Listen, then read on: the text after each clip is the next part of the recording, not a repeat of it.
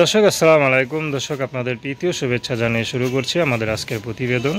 তো দর্শক দেখতেই পাচ্ছেন আমাদের সামনে এক আপু দাঁড়িয়ে আছে, আমরা তার গল্পটা শুনবো, জানবো আপু কেন আমাদের ইউটিউবের মাঝে আসলেন, তিনি কি বলতে চান। আপু আসসালামু আলাইকুম। ওয়ালাইকুম আসসালাম। কেমন আছেন? ভালো আছি। আপনার নাম কি? নাম স্বপ্না। মাশাআল্লাহ, খুব সুন্দর নাম। স্বপ্না আপু থাকেন কোথায়? থাকি আপনার এসে 5 মাইল। 22 মাইল থাকেন? আসলে আচ্ছা আচ্ছা, বা নিজের জায়গা জমি আছে তো নাকি? আছে কোনো মতে একটু মাথা গোজা খাই। কোনো মতে মাথা করে একটু ঠাই আছে। যাক, পরিবার আর কে কে আছে? আছে মা আছে আর একটা বাচ্চা আছে। ও আমরা বিবাহিত।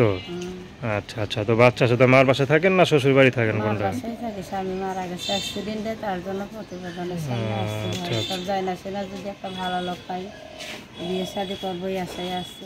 খুবই খারাপ কথা। তো এই যে বললেন যে মার বাসায় থাকেন, স্বামীটা মারা গেছে, কতদিন আগে মারা গেল? 1.5 বছর। আচ্ছা, তো এখন যে দুঃখ কষ্টে আছেন, তো স্বামী থাকতে কি ভালো ছিলেন না? আল্লাহ ভালোই তো রাখছিল ভাই। আচ্ছা আচ্ছা, তো হঠাৎ করে এরকম একটা হয়ে যাবে কেউ তো ভাবতে পারে না, ঠিক না? এখন এটা আল্লাহর ইচ্ছা, যে 2 দিন সুখ ছিল আল্লাহ দিচ্ছে, এখনকার আল্লাহ আবার আছে, আল্লাহ একটা পর্দা হবে। আচ্ছা আচ্ছা, তো বাবার বাড়ি থাকেন কেন, শ্বশুর বাড়ি জায়গা দেয় নাই? মনে করেন যে বাচ্চাটা নিয়ে এখানে এসে পড়ছি, যদি বিয়ে শাদি বসছি, এইভাবে তার জীবন যায় না, এইভাবে থাকলে মানুষও খারাপ বলবে 2 দিন গেলে, তার জন্য আর কি সাথে বিয়ে শাদি বসে। আচ্ছা আচ্ছা, তো আপনার বয়স কত এখন? বয়স আমার 23-24 হবে। 23-24 হবে, তো বয়স বেশি না। আচ্ছা, যাই হোক, তো প্রেম করে বিয়ে করছিলেন না পরিবার থেকে দিছে কোনটা? পরিবার থেকেই দিছিল। আচ্ছা, স্বামী কি করতো? ড্রাইভার, গাড়ি চালাই। গাড়ি চালাতো, গাড়িটা অ্যাক্সিডেন্ট হয়েছে তো?